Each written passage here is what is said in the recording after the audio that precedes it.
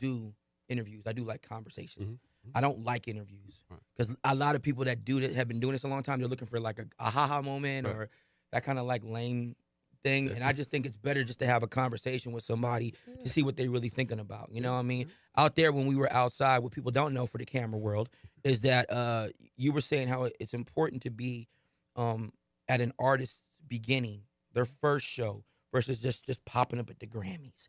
Like, hey, you finished, congratulations. I get a check from that. And the support system that you give to the beginning of something, why is that important to you? I want you to tell the people. I heard it out there, but I want you to tell the people again. I think, I've been doing it since I was 16, and I was an artist. Yeah. So I know what it is to be on that journey, that first step, that first song, that first show. And tonight we're celebrating Honcho. We put up a show. He sold out one venue, so we put a bigger venue. He sold that out in 17 minutes. So this is that moment in his life that is going to define him on what he does touring wise to me, or what he does to the next phase of what he's doing. And so I remember I was Gunna was going to Europe for the first time. I was there for him the first time he went. You know what I mean? So about the food and all that kind of stuff, and go back to Jay's first trip, to X's first trip. It's very important to me to be there for him for the journey. I want to be the one that's prepping him. I want to be the one that's holding them up when they kind of tired. I say, come on, Keith. I want to be Coach Kev. You know what I'm saying? I have this perspective on life, right? And this is what I think that you're saying in a smaller version, right? Yeah. Is it's easy to be in love with the results, but you must be in love with the gym. So it looks good. How did you get it? Yeah, absolutely. You know what I mean? It's why so many BBLs look so bad. I don't do that. Got to be in love with the gym part, baby. All right, the results is not the same. Absolutely. But that's the small nutshell that I always tell people. I'm like this. It's one thing. The results. It's easy to be in love when the car's washed. You got to be in love with the journey through the car wash. You know what I mean? Through the gym. So when you see, but it is life though. Not to start to interrupt you. It's just life. You know. In any aspect, right? Yeah, and that's what I'm saying. Like my first swing of a golf club. You know me. My first song that I ever wrote. First girlfriend. Yeah. Go down the list. First child. You know what I mean? Go down the list. I just think it's important, and as people of color, we got to be present. And that's like, to me, I want to be the first dad at the basketball game. I want to be the last dad at the practice. Right. You know what I mean? So it's just important to me. This thing with TikTok, I don't listen. I understand we're in times, and I would say the last 25 years, because if you have a brainstem, you would know that social media and even though the terminology of what it's called has changed, it's been going on. So people were streaming. I remember downloading Nicki Minaj off LimeWire and Drake. Like that was this. We're not in the new era. We're in like the fourth generation of the same era with just different terms and titles for the same thing we've been doing. Yep. Right? Nothing's changed. Why are we at this point now where we're still having to negotiate or argue about what songs are on what platforms? I don't know why they don't just cut a check to Universal or to these groups and say, hey, okay, here you go. We're going to use your music because it's helping our platform, right? I don't understand. So what's going on? So how is that dynamic going to mess up for the music industry and artists if, that doesn't work out? Listen, it's all negotiations, man. And at the end of the day, if you're using something that is ours, it's the creators and artists that have a business relationship. 100%. If you're using something, you should pay fair market. And you got to think, remember, it used to cost X amount for a bottle of water, and now it costs X amount for a bottle of water. So sometimes when you're making money, and these companies say they're not making money, but we know they are. They're making money. So at the end of the day, we just want fair market price for what we feel is our IP. And I think people go through things. You know what I mean? It's negotiations. So I don't think we want any fans to be hurt, but you should protect your IP. My job is to protect the artists, and my job is to protect our copyrights, and hopefully they work everything out. Right. I don't think there's a problem with that. There was a big, and you're not in Atlanta because you're a well-traveled man, but the long living battle. I've been at this a long time. Obviously not as long as you, but I've been at this a long time. But the long battle between artists and DJs, right? There was a giant discussion in Atlanta. Yeah. Okay, I'll tell you what happened. Bunch of DJs got together. Bunch of artists got together. The artists complained, why should we have to pay the DJ to get our music played, right? Which I'm not a DJ. I'm a radio personality, but I'm a host, right? And you don't know me from a can of beans, but the whole left to right thing, like left to right, DJ Pretty Boy Tank and FOY, I started that for them. Wow. So as a host, I get where the DJs are coming from because I work with them all the time, right? We're going to blow you up, and then we get no plaque, no money, no nothing, but you don't want to pay us as a DJ to market you, but you want to throw it on you want to throw $5,000 at the booty club, and she's going to dance to whatever you throw anyway, right? That makes more sense to them. So where do you stand on it? Should the artists have to invest in themselves with the DJs? Okay, I'm a former DJ. So I grew up as Pay me, son!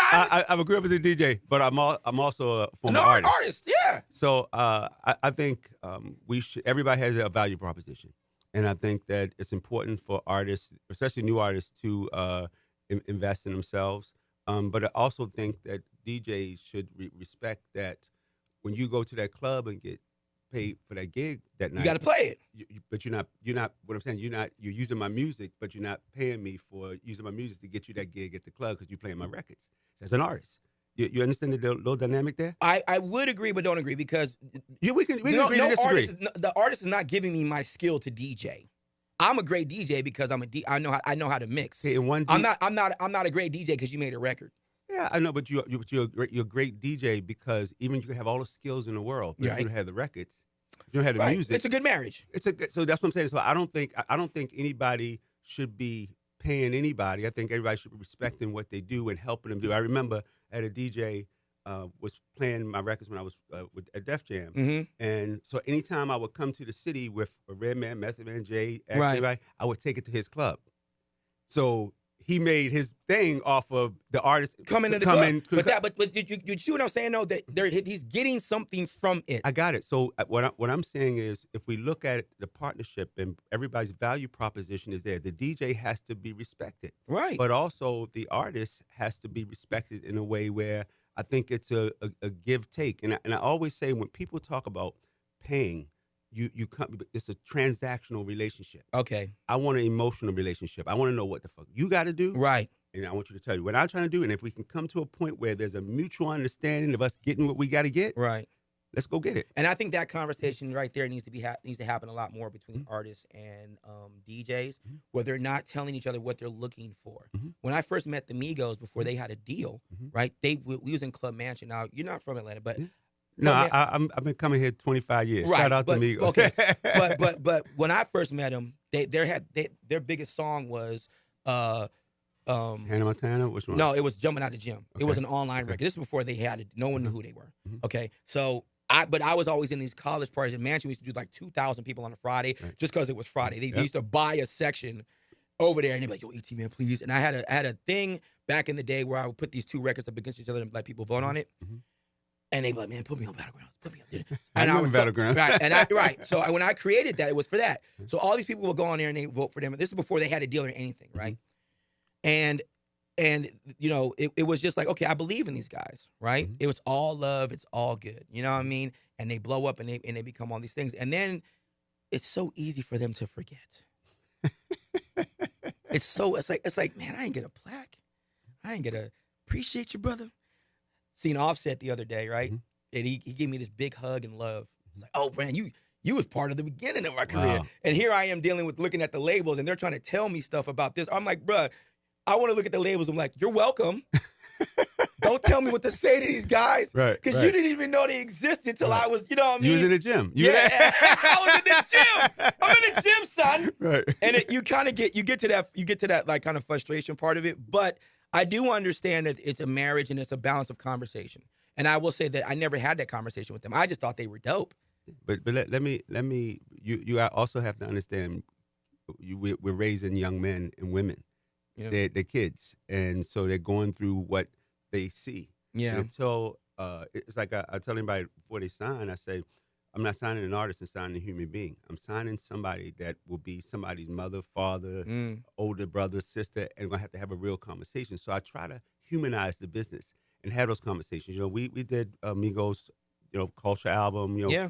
with Coach and P, you know, shout out to QC. Um, the conversations were always had. You know what I mean? And one thing I don't want you to forget, and the listeners, that when you travel the journey of being an artist and an intern and executive and CEO and you do all this, it all comes back to the DJ, yo. It always comes back to the first time Yeah. that record was played, Right. the first reaction, you know, and as an artist, I appreciate everybody on the journey. Right. I appreciate as an executive, I appreciate, and it's why I still come out and do the things I do, because it's just, I'm a grown ass man, you know what I mean? But I'm a love of our culture. And so, you know, I'm gonna be in the gym. But the honcho tonight is gonna be the big deal. Oh yeah. Okay. So I know that's a with honcho right now, that record's kind of going everywhere, speaking of DJs in the clubs, right? And a lot of the clubs that I do, thank God I'm booked like 6 days a week, you know what I mean? So I'm hosting a lot of different stuff. That was a little flex, guys, so you know. A little bit, just a little bit. Just a little bit. Can I do this a little bit? They come to get me. But when you're out here and I'm working with all these different DJs and I get to hear all these records, I get to hear what's coming up, what's not coming up. And the cool thing nowadays is because there's no more video platforms, right? People like where my DJs are at, they DJ through with the videos. So every time they mix in the video that they're DJing plays, that's the only time people get to see the videos now. So in the club, people are like this, they're dancing, then they're going. Right. You know what I mean? So it's almost like the DJ now has become the new BET and the DJ. He's the new video. He's the YouTube guy and the DJ. Especially the DJs that do that. You know what I mean? I don't know. I don't know. You do know everybody has to evolve. What technology has done, and also of the evolution of content and short content, long form. It's saying, how do you survive? What's the next phase? You know, remember. You used to play certain records at certain times in clubs and the whole thing. And now I think DJs, if you know your audience, you know how to move your audience. You're the blood of the party. You know what I mean? So to me, I just think we have. What if I was still talking about Run DMC? Right. I wouldn't be here talking about honcho selling out. You know, it's 17 minutes a venue. You know, what I mean? I wouldn't do that. And so to me, the same pressure I put on you guys to evolve as radio hosts and DJs and the culture, I put it on myself and 300 every day. You know, that's our job. This is I was trying to read up on this, and I'm not a big fan of a lot of different search engines because nowadays they're controlled now. So I don't really know what's what. But I was trying to read this. I'm like, okay, so there was a joint venture umbrella deal. I have to close my eyes to think about this. There was a joint venture umbrella deal with is it Elektra Records? Or which record is it? It's Elektra. Okay. It depends on. I'm trying to figure out where you're going. And $400 million with Warner Brothers. I'm like cash, and then I'm like all that kind of money. And then the second part of that is like, can you give me a piece? I'll give you a piece of mind. Listen,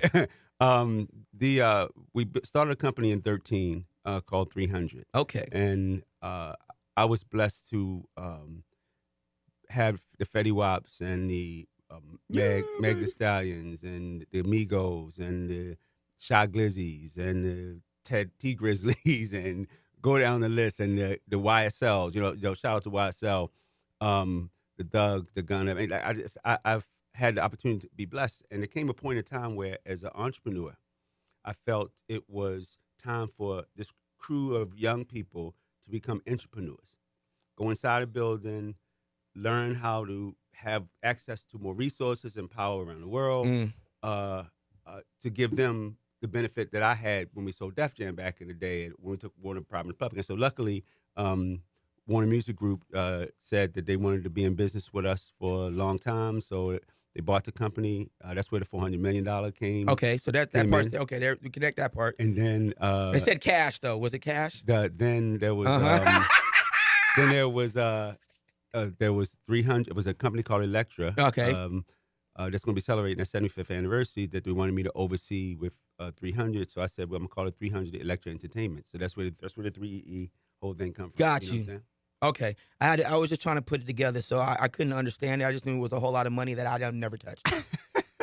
Salute to you, by the way, for that. By God the way, bless you, man. brother. But just being a veteran in the game, man. Do you still find the happiness in the newness of an artist? Like, I understand you wanting to be there for their first part, but what about the excitement part? You know, are you still like as excited when you see somebody like, ooh, I remember when I was just excited about back in the day with DMX and this other, and Jay-Z, and I'm just as excited for so-and-so. Like, do you still find that joy and excitement in this? I find it every single day of my life. Man, that's dope, man. When I hear a record that I love, I'll get up and start dancing to it. When I hear a voice that I feel can change the world. Yeah. I remember Fetty Wap coming into the office, and people was like, yo, his eye. Like, I'm like, fuck, his eye? Right. Yo, hear this?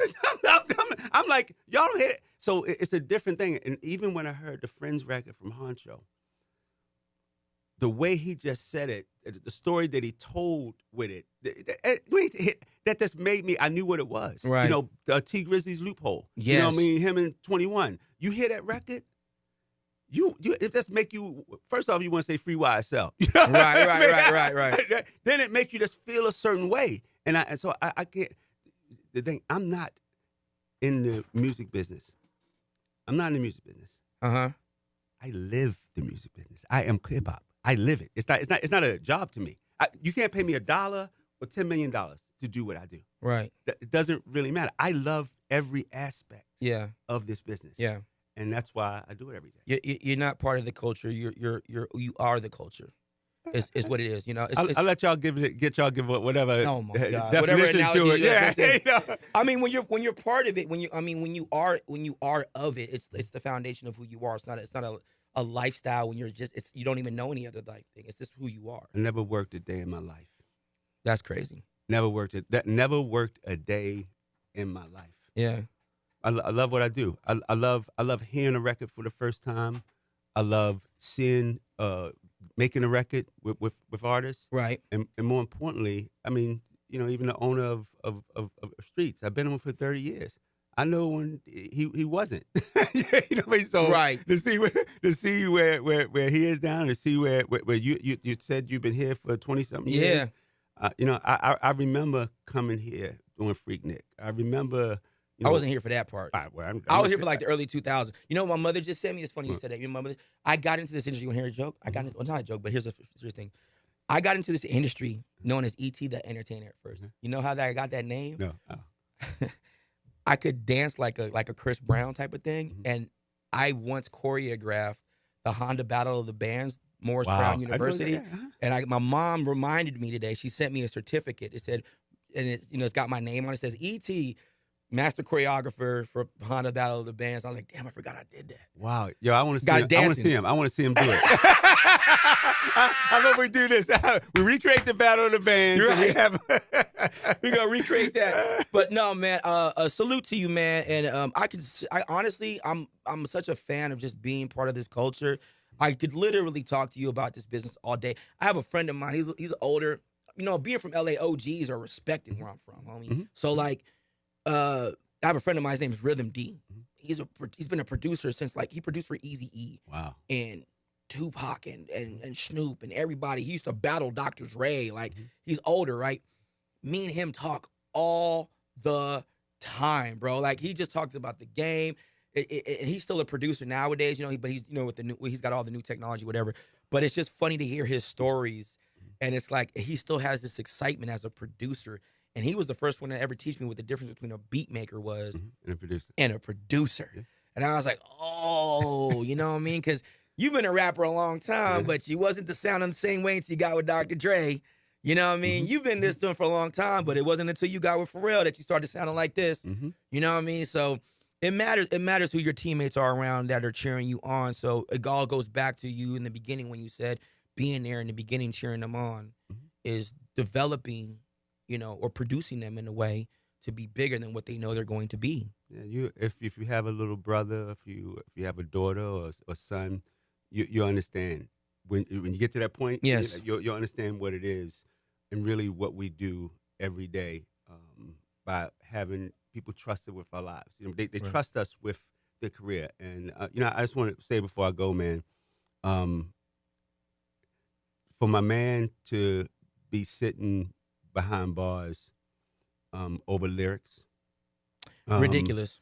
And we're doing a lot of work. We just launched another campaign. Of course, we got to protect Black art, but we're going to go free our art because we have some laws in different places.